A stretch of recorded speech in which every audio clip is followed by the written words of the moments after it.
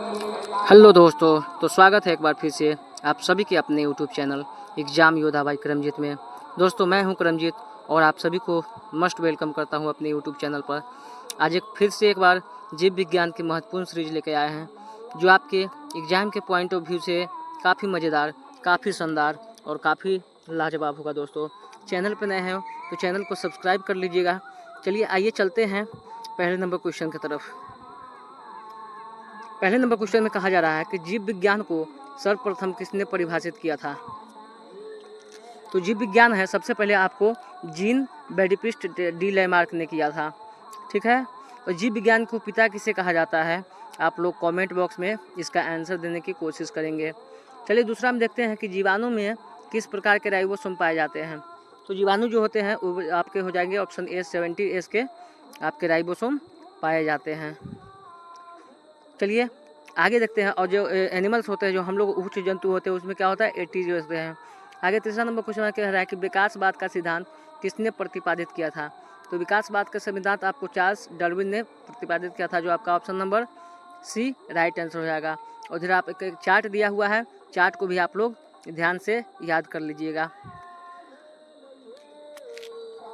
Chart में दिया हुआ है कि उच्च विकास का उत्प्रेरक का सिद्धांत हुगो डी ब्रिज ने दिया था, और जंपिंग जिन के खोज जो है आपको मैक क्विंटक ने दिया था। उसके बाद जो है 5 जगत वर्गीकरण का सिद्धांत आपका व्हिटकेयर ने दिया था। तो ये भी आपके एग्जाम के पॉइंट ऑफ व्यू से काफ़ी मज़ेदार, काफ़ी शानदार और काफ़ी लाजवाब हो जाता है। दोस्तों, सीरीज पसंद आ रहा होगा तो सीरीज को आप लोग लाइक कीजिएगा, सब्सक्राइब कीजिएगा और अपने दोस्तों में शेयर कीजिएगा। चलिए आगे नंबर क्वेश्चन की तरफ चलते हैं।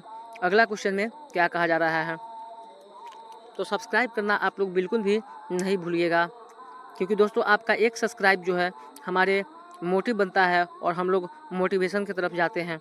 चलिए अगला क्वेश्चन की तरफ जाता है। कह रहा है कि मैमथ किस जीव का पूर्वज है। मैमथ जो है किस जीव का पूर्वज है। तो आपका मैमथ जो है दोस्तों आपके हाथी, यानी कि डी नंबर ऑप्शन आपका जो हो जाएगा आपका राइट आंसर चला जाएगा यहाँ पर। चलिए आगे हम लोग देखते हैं। इसमें टमाटर का पीला रंग जो होता है, टमाटर का पीला रंग जो होता है वो किसके कारण होता है। यहाँ पर तो है पत्तियों का पीला रंग किसके कारण होता है, तो ये होता है आपके कैरोटीन के कारण।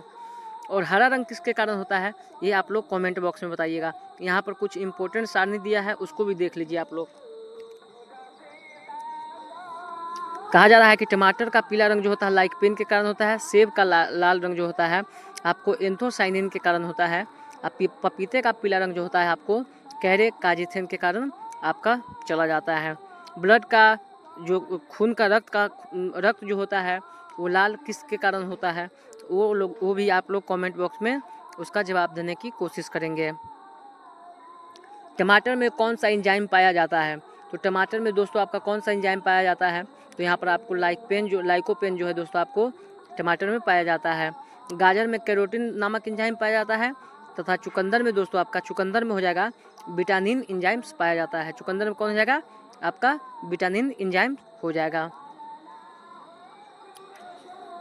तो दोस्तों ये भी आप लोग याद रखिएगा। आगे है 7वां नंबर क्वेश्चन कह रहा है कि पृथ्वी पर सबसे पहले किस जीव का उत्पत्ति हुआ था। तो पृथ्वी पर आपको नीलहरित शैवाल जो होता है, शैवाल अब क्या होता है दोस्तों, शैवाल जो होता है दोस्तों आपको जहाँ पे पानी लग जाता है, कुछ दिन रह जाता है, वो शैवाल के रूप धारण कर लेता है। इस पॉइंट को भी आप लोग देखिएगा। आगे है कि सबसे लंबी कोशिका किसकी होती है। तो सबसे लंबी कोशिका जो होती है आपको दोस्तों तंत्रिका तंत्र की होती है। और सबसे छोटी कोशिका क्या होता है वो भी आप लोग बताइएगा, और सबसे बड़ी कोशिका क्या होता है वो आप बताइएगा। तो सर्वप्रथम 1665 ईस्वी में रॉबर्ट हुक ने कोशिका का सिद्धांत को दिया था। रॉबर्ट हुक ने क्या किया था, मरे हुए कोशिका खोजा था। और जिंदा कोशिका को किसने खोजा था वो आप लोग कमेंट बॉक्स में बताइएगा। कोशिका सिद्धांत का प्रतिपादन स्लाइडन एवं स्वान ने किया है। और सबसे बड़ी कोशिका जो होता है दोस्तों आपको शुतुरमुर्ग का अंडे हो जाएगा। सबसे बड़ा कोशिका कौन सा हो जाएगा, तो आपके शुतुरमुर्ग का अंडे हो जाएगा। चलिए आगे देखते हैं। क्लोरोफिल के निर्माण में कौन सा तत्व का महत्वपूर्ण होता है। क्लोरोफिल जो होता है उसके निर्माण में कौन सा तत्व जो होता है महत्वपूर्ण होता है, तो यहाँ पर मैग्नीशियम आपका सी नंबर ऑप्शन जो होगा दोस्तों आपका राइट आंसर चला जाएगा।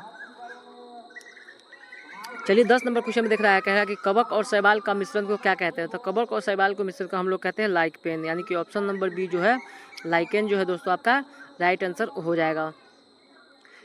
इसी लाइकेन से लिटमस पेपर बनता है। क्या बनता है, लिटमस पेपर बनता है, जिस पर हम लोग अम्ल और क्षारक के अभिक्रिया करा के उसके रंग में परिवर्तन को भी देखते हैं। आगे है 11 नंबर क्वेश्चन में कह रहा है कि कपास में पाया जाने वाला प्रमुख घटक कौन सा होता है। तो कपास में जो पाया जाता है वो कौन सा आपका प्रमुख घटक होता है, तो आपका होता है सेल्यूलोज जो होता है। क्या होता है? सेल्यूलोज जो होता है आपका प्रमुख घटक होता है।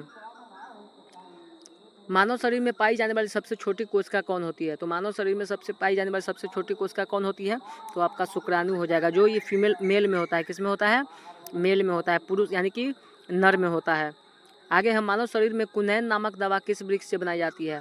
कुनैन नामक दवा जो है, क्विनिन तथा कुनैन नामक दवा जो है किस वृक्ष से बनाई जाती है, तो आपको बनाता है सिनकोना से। ऑप्शन नंबर सी जो है आपका यहाँ पर राइट आंसर चला जाएगा। आगे है प्लाज्मा झिल्ली किन पदार्थों से बनी होती है।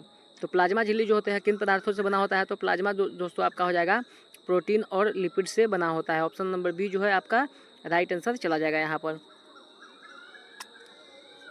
आगे आप लोग बताइएगा कि प्लाज्मा में कितने % लिक्विड होते हैं और बाकी जो रक्त होते हैं उसमें कितने % प्लाज्मा होते हैं, बाकी कितने % जो होते हैं आपके वो होते हैं। आगे है कोशिका के पावर हाउस किसे कहा जाता है। तो माइक्रोकॉन्ड्रिया को आपके कोशिका के पावर हाउस कहा जाता है, याद रखिएगा। सेल मतलब कि पावर हाउस ऑफ सेल क्या हो जाएगा? माइक्रोकॉन्ड्रिया। आगे है दूध में कौन सा सैकेराइड उपस्थित होती है। दूध में कौन सा सैकेराइड उपस्थित होता है, तो आपका जो राइट आंसर हो जाएगा लैक्टोज हो जाएगा। क्या हो जाएगा? लैक्टोज हो जाएगा। आपका सी नंबर ऑप्शन यहाँ पर राइट चला जाएगा। दूध का रंग पीला किस लिए होता है, ये भी आप लोग कमेंट बताइएगा। किस विटामिन को हार्मोन्स कहा जाता है। अब कौन सा विटामिन है जिसे हार्मोन्स कहा जाता है, वो आप लोग बताइएगा। विटामिन डी को हार्मोन्स कहा जाता है, ठीक है। क्या हो जाएगा आपका विटामिन डी जो होगा यहाँ पर आपका राइट आंसर चला जाएगा।